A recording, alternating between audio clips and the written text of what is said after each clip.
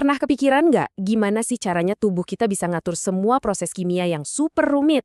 Atau gimana caranya pabrik-pabrik besar bisa bikin bahan-bahan penting dengan efisien? Nah, jawabannya itu ada di satu konsep dasar, kesetimbangan kimia. Hari ini, yuk kita bedah tuntas prinsip yang ngatur hampir semua reaksi, mulai dari dalam sel tubuh kita sampai ke reaktor industri raksasa.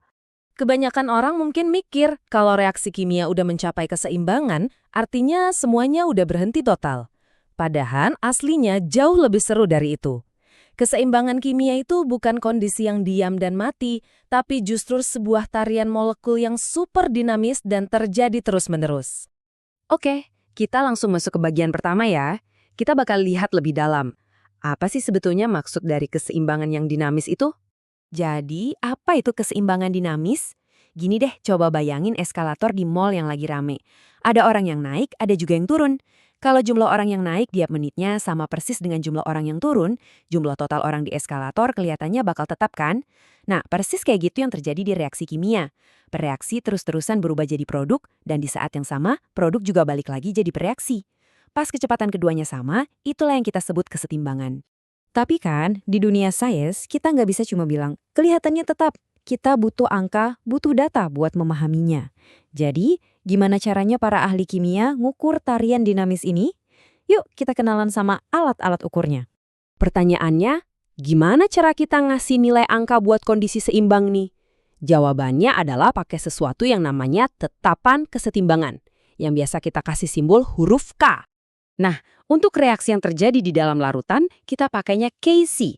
Seperti yang bisa kalian lihat, idenya simpel banget. Kc itu pada dasarnya cuma rasio atau perbandingan konsentrasi produk di atas dibagi sama konsentrasi reaksi di bawah. Dari angka ini kita bisa tahu pas seimbang nanti lebih banyak produknya atau reaksinya. Dan ini dia rumus resminya. Mungkin kelihatannya agak ribet ya, tapi tenang, intinya masih sama persis kok. Kita tetap bagi produk dengan reaksi. Satu-satunya tambahan itu angka koefisien dari persamaan reaksinya yang W, X, Y, dan Z itu loh. Nah, angka-angka itu jadi pangkat dalam perhitungannya. Ini penting biar perbandingannya akurat. Terus, gimana kalau reaksinya melibatkan gas? Nah, buat gas kan lebih gampang ukur tekanan daripada konsentrasi, makanya kita pakai Kp. Enaknya, Kp sama Kc ini saling berhubungan, ada rumusnya. Rumus ini melibatkan R atau tetapan gas ideal, T yaitu suhu dalam Kelvin, dan yang penting delta N yaitu selisih jumlah molekul gas antara produk dan reaksi. Jadi kita bisa gampang bolak-balik antara dua ukuran ini. Ada cara lain juga buat ngeliat sejauh mana reaksi udah berjalan, namanya derajat disosiasi atau simbolnya alfa. Gampangnya, alfa ini adalah pecahan atau persentase dari zat awal yang udah berhasil terurai pas sistemnya mencapai kesetimbangan. Cara baca nilai alfa ini gampang banget. Kalau alfa sama dengan 0, artinya reaksinya nggak jalan sama sekali. Kalau alfa sama dengan 1, wah berarti semua reaksinya habis bereaksi. Nah, kebanyakan reaksi kesetimbangan yang seru itu adanya di antara 0 dan 1, di mana masih ada campuran antara reaksi dan produk.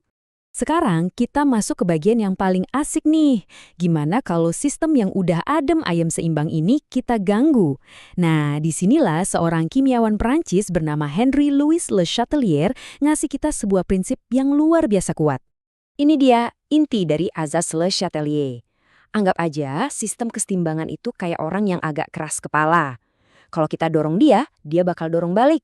Kalau kita coba ubah kondisinya, sistem bakal ngelakuin apa aja buat ngelawan perubahan itu dan berusaha balik lagi ke keadaan nyamannya. Kita lihat contohnya ya. Apa yang terjadi kalau kita tambahin lebih banyak reaksi? Sistemnya bakal bilang, waduh kebanyakan nih reaksinya. Terus dia bakal kerja lebih keras buat ngubah reaksi jadi produk. Akibatnya, kesetimbangan geser ke kanan. Sebaliknya, kalau produknya kita ambil, sistem juga bakal berusaha gantiin dengan geser ke kanan. Kalau buat gas, tekanan dan volume itu ngaruh banget. Coba bayangin, kalau kita naikin tekanan, sistemnya kan jadi sesak. Nah, buat ngurangin rasa sesak itu, sistem bakal bergeser ke sisi yang jumlah molekul gasnya lebih sedikit. Logis kan? Lebih sedikit molekul artinya tekanan jadi lebih rendah. Begitu pula sebaliknya. Suhu juga jadi alat yang ampuh buat geser-geser kesetimbangan. Kalau kita panasin sistem, alias naikin suhunya, sistemnya bakal kegerahan. Buat ngadem, dia akan coba nyerap panas itu. Caranya, dengan bergeser ke arah reaksi endoterm yang memang menyerap panas. Sebaliknya, kalau kita dinginkan, sistem bakal coba menghangatkan diri dengan geser ke arah reaksi eksoterm yang melepas panas. Oke, jadi ini semua bukan cuma teori di buku pelajaran loh ya. Prinsip-prinsip ini dipakai setiap hari di industri skala raksasa buat bikin produk yang kita butuhkan. Yuk kita lihat salah satu contoh yang paling terkenal di dunia. Kenalan yuk sama proses Haber-Bosch. Ini adalah reaksi yang bisa dibilang memberi makan dunia. Karena dari sinilah pupuk amonia dibuat. Reaksinya menggabungkan nitrogen dari udara dengan hidrogen. Perhatiin deh, nilai delta H-nya yang negatif. Itu artinya reaksi ini melepaskan panas. Dia itu reaksi eksoterm. Nah, tolong diingat poin ini, karena ini kunci banget.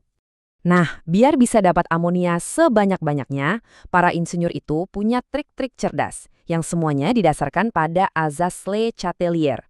Mereka pakai katalis, suhunya dibuat tinggi, tekanannya super tinggi, dan yang paling penting, produk amonia yang terbentuk langsung dipisahin terus-menerus. Jadi, kenapa sih tekanannya harus tinggi banget? Yuk kita hitung bareng. Di sisi kiri, reaksi kita ada 1 mol nitrogen ditambah 3 mol hidrogen, totalnya 4 mol gas. Di sisi kanan, produknya cuma 2 mol amonia. Ingat kan prinsip tadi?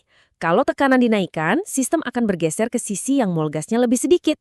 Ya jelas, dia akan geser ke kanan, ke arah amonia. Ini aplikasi nyata dari prinsip yang barusan kita pelajari. Terus, trik yang satunya lagi, kenapa amonia yang udah jadi langsung dipisahin? Ya ini Le Chatelier lagi yang beraksi. Dengan ngilangin produknya, kita kan ngurangin konsentrasinya. Sistemnya bakal bereaksi, loh produknya kok hilang? Dan akhirnya dia bakal kerja lebih keras buat bikin produk lagi. Reaksinya jadi kayak ketarik terus ke arah kanan. Cerdas banget kan? Jadi, kita udah lihat bareng-bareng gimana prinsip keseimbangan kimia. Tarian molekul yang nggak pernah berhenti, ternyata bukan cuma buat ngejelasin reaksi di laboratorium, tapi juga jadi motor penggerak industri global. Ini jadi bikin kita mikir lebih jauh ya. Kalau prinsip aksi reaksi ini sebegitu mendasarnya di dunia kimia, jangan-jangan di bidang lain seperti ekonomi, ekologi, atau bahkan hubungan sosial kita sehari-hari, prinsip keseimbangan ini juga diam-diam bekerja, membentuk dunia di sekitar kita.